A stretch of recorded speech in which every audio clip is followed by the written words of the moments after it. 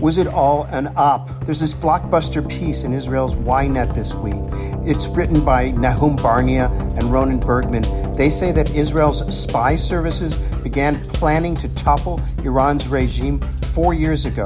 I'm Borzu Deragahi, host of the Badlands podcast and writer of the newsletter Badlands. You can subscribe at borzou.substack.com. I'm also on Apple Podcasts and on Spotify, as well as YouTube. So the plan by Benjamin Netanyahu and the Mossad was to kill Iran's leaders, spark a popular uprising, and back an armed Kurdish insurgency in the country's west. According to the report, Israel's plans relied heavily on influence operations inside the country meant to overthrow the regime with mass protests as well as armed guerrilla warfare. The piece said that Israel was heavily involved in the January uprising that provided the humanitarian fig leaf for the U.S.-Israeli war. Needless to say, the scheme totally failed. Iran's hardliners have reemerged stronger than ever, and Iran is arguably more powerful than it's ever been. Nations around the world are now negotiating with Tehran to get access to the Strait of Hormuz. What emerges are immense intelligence failures, arrogance, and a lack of proper analytical understanding of Iran in the run-up to the war, and these problems continue to hamper efforts to secure a peace. I recently was a guest on Algeria's 24-hour news channel where I discussed how these strategic failures brought us to this point. Listen or watch, and please subscribe.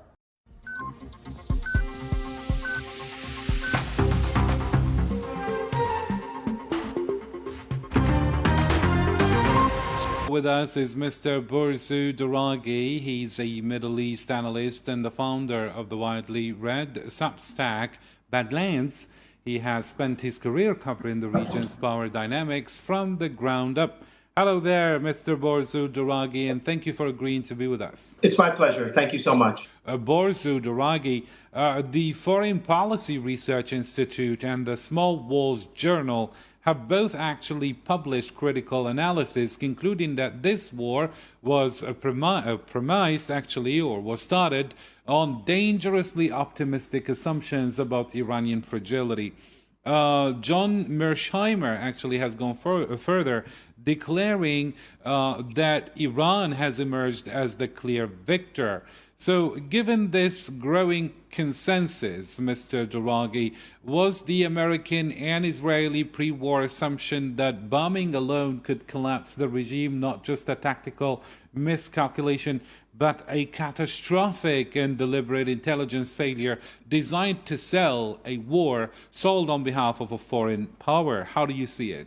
Well, I don't think there was any miscalculation on the part of Israel. I think it knew what it was doing. It knows the Iranian regime. It knew that this was not going to topple the Iranian regime. It started last year with the 12-day war. And once that was in place, once the Israelis managed to convince the U.S. to cross the Rubicon, as it were, and bomb Iran for the first time in history, that was the line that needed to be crossed, and it was just a matter of triggering another war.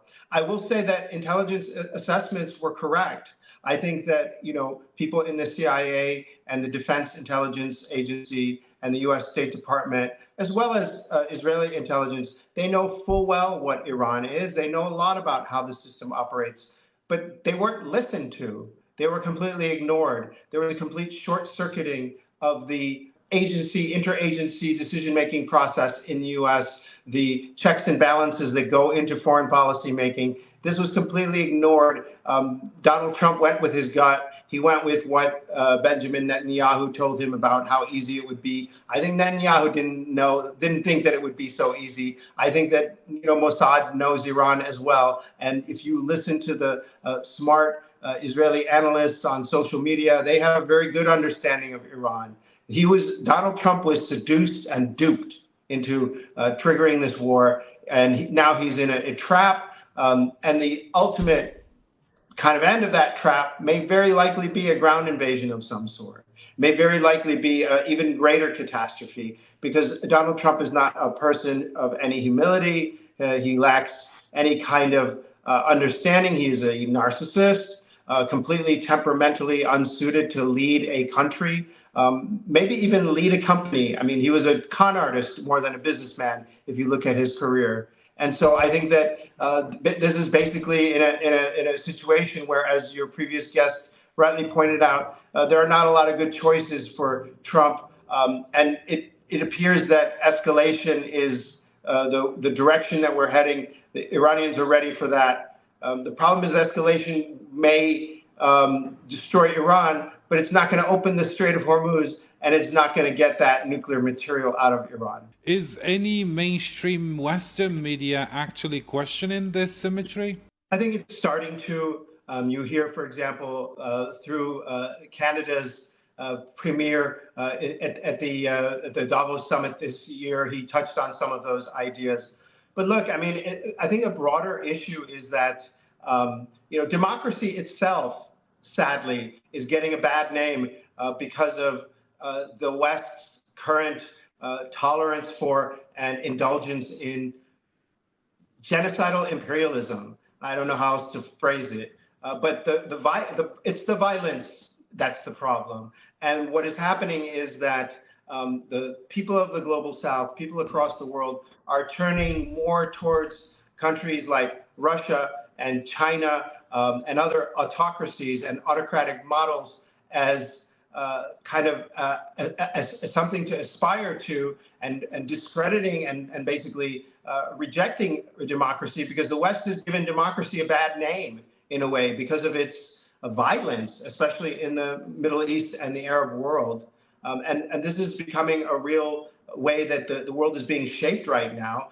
You see what is kind of extraordinary, and you see it in the diplomatic developments in the weekend from reports and leaks and so on. It's like Russia and China and a few other countries in the world, including Saudi Arabia, Pakistan, Egypt, these autocracies coming to the aid of the world, basically, trying to prevent the global economy from being destroyed by a war waged by the leader of the free world and the only democracy in the Middle East, with the acquiescence of the Western democracies, including much of Western Europe, including especially Germany, with the chancellor there essentially bootlicking Donald Trump every chance he gets, and a NATO leader in Mark Rutte, which, although not participating in the war, keeps flattering Trump and keeps enabling his dysfunctional behavior, as well as that of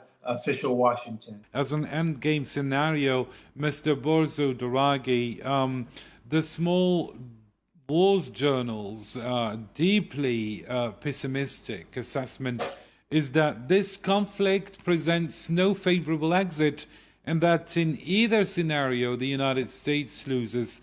Foreign Affairs has meticulously documented the strategic incoherence where the US wants a deal while Israel pursues regime change.